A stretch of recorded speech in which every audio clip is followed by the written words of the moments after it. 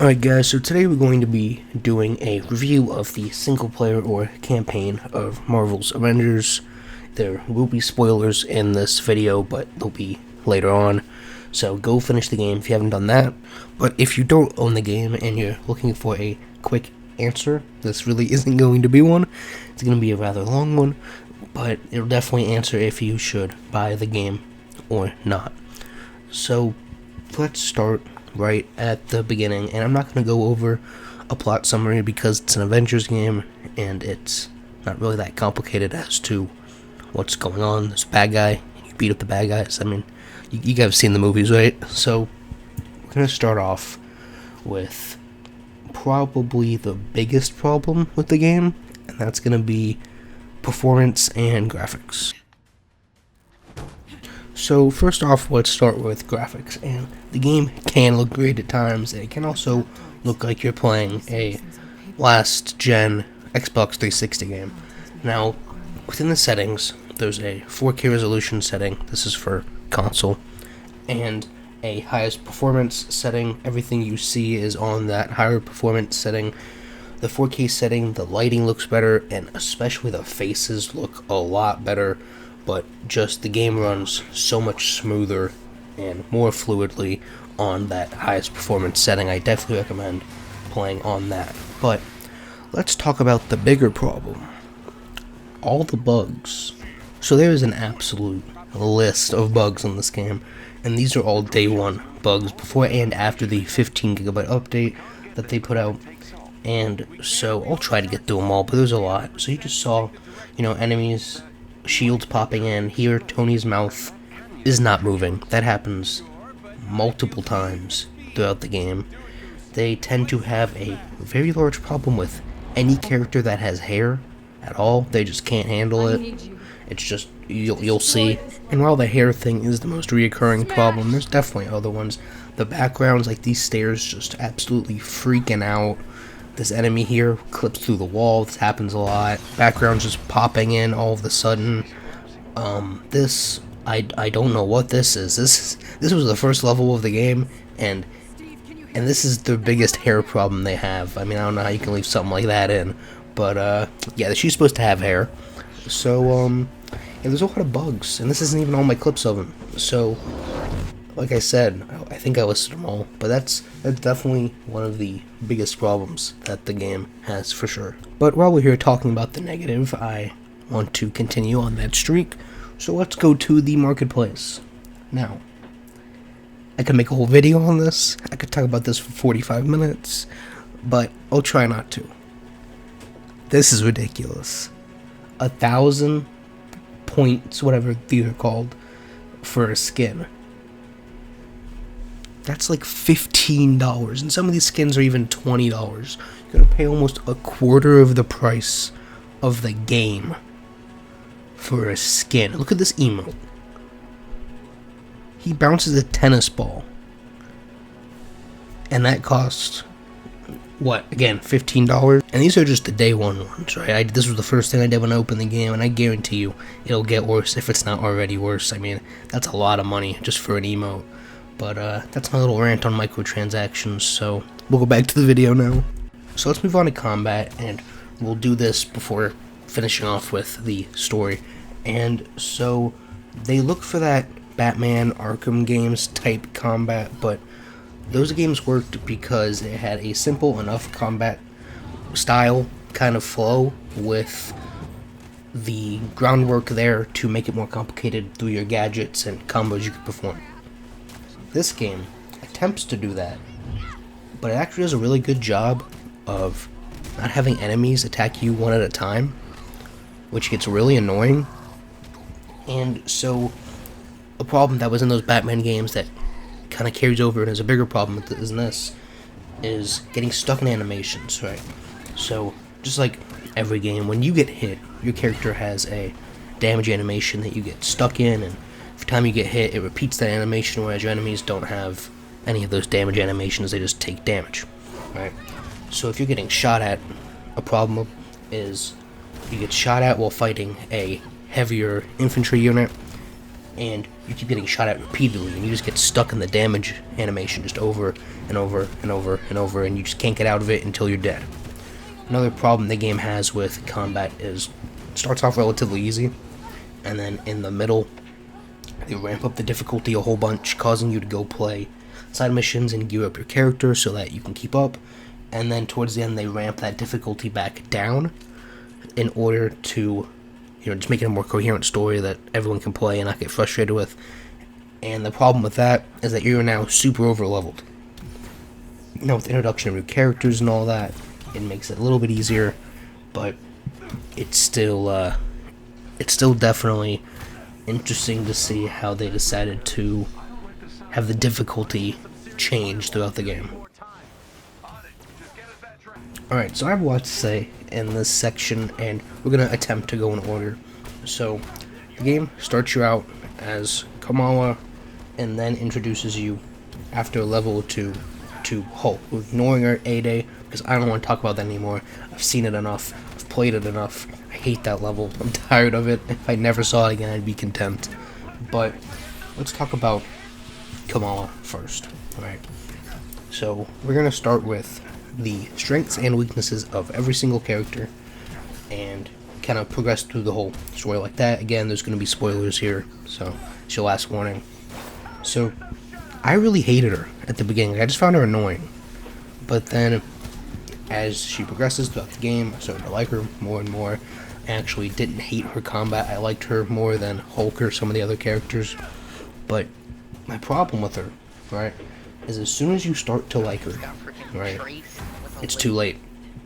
Because by the time you get interested in her, and her character, and her story, and why she's doing the whole fight, they change gears completely, right? They start throwing in the other Avengers. And you're not going to play as Kamala when there's Iron Man, Thor, Hulk, all these other, Black Widow, all these other characters that you know and love to play as, right? So she kind of gets sidelined unless you specifically pick her. I would say at about the 40% mark until the last level. She's just sidelined through the whole game. And I think they either needed to fully commit to her, or they should have just thrown her out and just stuck with a pure Avengers game that we know, right? And I'm not saying she's a bad character, I just think that the use of her to kind of start off the game, and she has interesting dialogue with Hulk through the beginning, but then, like I said, about halfway point, they kind of cut her off and just show off their flashy, high-selling Avengers and put her in the background. So let's do Bruce next, because that's the order they're introduced. Hulk isn't really a character in this, doesn't really have any personality to him, so we'll do Bruce. And so they do the same thing with him that they do with Kamala, right? They introduce them, they have this mentor-mentee relationship that they start off right from the bat. And it's really interesting to see, Hulk has to teach Kamala about all the crap that you've seen him go through, about how he, has to accept that he's the monster and all that crap. That's just part of who he is. And so you get this really interesting dynamic of, instead of having to watch the Hulk go through the same kind of storyline that we've seen about how, is he a monster, is he an Avenger, that we've seen a million times, you see him kind of teaching somebody else to accept themselves and all of that, and then that all just gets thrown away by the 50% point again. Alright, and then again, of course, for the last level, it just gets brought right back up, and then that's it. That's a big problem this game is going to have with all of the characters, right? And so that's my problems with Hulk. Combat-wise, I think he's the worst. He's slow, he's non-reactive, he doesn't do high damage, but story. Next, we're talking about Iron Man, and Iron Man is probably the most perfect character in this game, if I had to give an award out for the most perfect character. And so, the way Tony is introduced works well, its timing as well, his introduction level, just like all of the other introduction levels, play really well, and we'll get into that more later.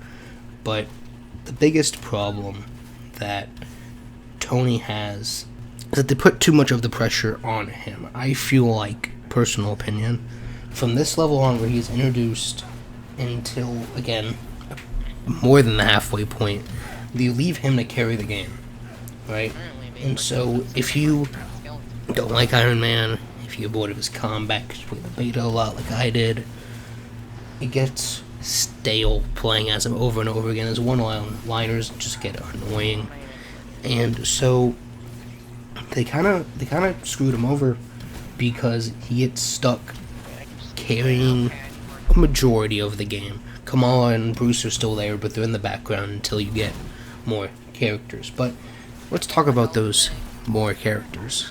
So I'm going to lump Black Widow and Thor into kind of the same segment. They both get kind of screwed over, more Thor than Black Widow. So Black Widow is introduced to go rescue Kamala when she gets captured, going to try to go to some prison or something. And so she gets an okay level, but then again you have to choose her in order to play as her again, and no one's going to choose Black Widow over any of the other characters that you can play as in this game. And so then again she's not seen until the last level. And so the problem with her is that her combat's really good. I don't know why they hid her away in the background the way they did. Her combat works really well. All of her counters, all of her moves feel weighty. Her specials aren't as flashy as some of the other characters, but they work well. And honestly, I think she's one of the better characters just in the campaign alone. And so that's her. Now, let's move on to Thor, because they got some problems with Thor. So all of this gameplay is from the first half of the game. That's why you guys are just seeing Iron Man gameplay over and over again. I thought I would address that. So the problem with Thor is that in order to address Thor, you have to find a way to make him human, right? That's how you address any character. They have to have human character traits that you can relate to, right? And so the MCU does this by putting Thor through an immense amount of loss, and that's kind of his arc in Infinity War and Endgame. And so in here, they just decide to not deal with him, right? They're just like, Thor, what are we gonna do? Put him in one level and we're good to go. That's what they do. They come save the day once on one level, about 70%, 80% through the game, and then he comes back for the last level, and then that's it. That's all he gets. If you don't play the multiplayer, then you're not playing Thor. He gets absolutely nothing in this game. They don't give him anything to do. He doesn't really get any banter with the Avengers. He just gets sidelined for a majority of it. He does have some funny lines here and there with Kamala and Iron Man, but that's it. Thor gets cucked in this game. He doesn't get to do anything. And as one of the people who have recently become a Thor fan, this sucks. Because again, he is one of the, if not the coolest character to play as. So I don't know why they chose to sideline him so hard, other than they just didn't know what to do with him story-wise and needed someone to sit out so that they weren't overpowered for the majority of the game. So we're going to end it on Captain America for this little character section. And so, spoilers, he's in the game, but the way they introduce him makes absolutely no sense and is so stupid. Alright, so they go to take down AIM at this satellite, and Captain America just happens to be there. They're not searching for him, they're not looking for him, they gave up. They think he's dead for 5 years, right? And they just find him. Alright, what are the chances that A, he's on the one satellite they chose to go to, and B, they find him on the satellite? I mean, it's just stupid, right? That's problem number one I have with Captain America. Problem number two is to do the same thing that they did with Thor. Alright, and there's either one or two things going on here. They didn't know how to handle these characters, which makes absolutely no sense, because there's 24 movies and plenty books to read to get your shit from. Alright? But they decided to have them have one level where they rescue him, and then put him in the last level. And that's it. That's all you get. They don't get to do anything else. And these are the most fun characters to play. And especially when you've made people play, you've made it possibly 3 times of the same level over and over again, with the same 3 characters over and over again. I would like to play Thor or Captain America, please. But no, you gotta wait until the very end to touch either of these characters, and you barely even get to play with them at all. right? And they're the most interesting ones by far, combat-wise, and just overall look-wise, right? And so, let's talk about the actual story now. So the problem I have with this game's story is that the only high-budget, really good levels are the character levels. What do I mean by that? Well, A-Day is the first one that you've all seen and played, and then Kamala's level, Hulk's, Iron Man's, Black Widow, Thor, and Cap's, and then the final level. Those are the only levels that are really interesting, fun, good level design, really big action pieces, and so those levels are all really great. And what makes that a bad thing is that all of the filler crap in between just stands out even more. Okay, and this filler crap are the levels with the infuriating combat.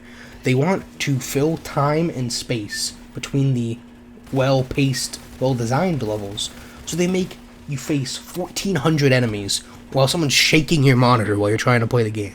I literally almost gave up on the game because of these filler levels. They're so annoying. I just want to play these interesting character levels. Why couldn't you have made the whole game like this, right? Tony's level in particular is amazing. They have his freaking homemade piece of crap suit that you gotta fire on the house and put together, and that level's great. The last level's great. A-Day, the first time, is great. And then all this filler crap in between sucks. And that's this game's biggest problem. But we haven't gotten to the biggest problem, the biggest offender that this game has to offer, right? And they pull the same thing that Anthem pulls. Let me show you what I'm talking about. So, for the uninitiated, this is the war table where you get all of your missions from. You see over there on the left, the big ass Avengers A. That's your main mission. And so, they do this roadblock that Anthem does, right? And Anthem, it's much more obvious because it's Anthem and EA and they don't care. But essentially, they made their game and said, oh shit, this is too short. So what they did is they put this requirement here and say, go play some random levels. They're just side missions. Then they don't force you to do this at any other point in the game. They're all optional until here. Go pick some random levels, defeat these random enemies. And it's not like there's specific levels they tell you to do. You can literally do this on any level. Go defeat these enemies and collect these parts we need, which is also a problem the game has. You're constantly collecting parts for Tony, which gets repetitive. Just so that they can extend the game maybe another 2 hours, right? And so that was obnoxious. Obviously, when you first see it, you have to play through these filler levels that absolutely suck to get to the last level. Now, last level's great and all, but it's just the filler levels in between absolutely suck. So there's a couple things that I'm obviously leaving out, if you haven't figured that out by now. Gear and skills and all of that. I'm leaving all of that from my multiplayer video because I haven't touched that yet, and I wanted to make that a separate video because, again, depending on how the multiplayer is and how long that lasts, that's going to depend how long you play Thor and Captain America and some of the other characters and really get to mess around with their skill trees. So, after all of that, we're going to have to give it a rating, right? That's how reviews work. And so, I don't know where to put this game, because when it's good, it's really good, and when it's bad, it's really bad. There's no in between, right? The good just makes you hate the bad, and the bad just makes you hate the bad, alright? So, if I had to give this a rating, just the story, right now, I'd probably give it a 5, maybe a 6 if I played through it again and there weren't so many bugs, right? The story's average. There's nothing amazing. I've seen it, you've seen it before 100 times. And they do have a photo mode, though, so that's nice. But it's really repetitive and doesn't bring anything new. All the interesting stuff goes out the window as soon as they start bringing on the big name Avengers. I think for this game to have really grabbed my attention, the pacing is its biggest problem. If I had to narrow it down and tell you this game has one problem, it's its pacing. When you get Hulk and Iron Man, it's almost immediately. It's urgent. You're trying to stop aim. And then you just mess around. Thor and Black Widow's there. but Thor and Captain America just show up. Like, you don't go looking for them, they're just there, and you just get lucky that they show up. So, and they don't show up for a long ass time. You play for a ungodly amount of time between unlocking Iron Man and even seeing Thor or Captain America. And so, that combined with all of the bugs and the infuriating combat and repeating levels, that's another thing I didn't mention. Interiors are repeated over and over again. Same thing with some exteriors. Not on same levels, I'm talking multiple different levels and different locations have the same interior.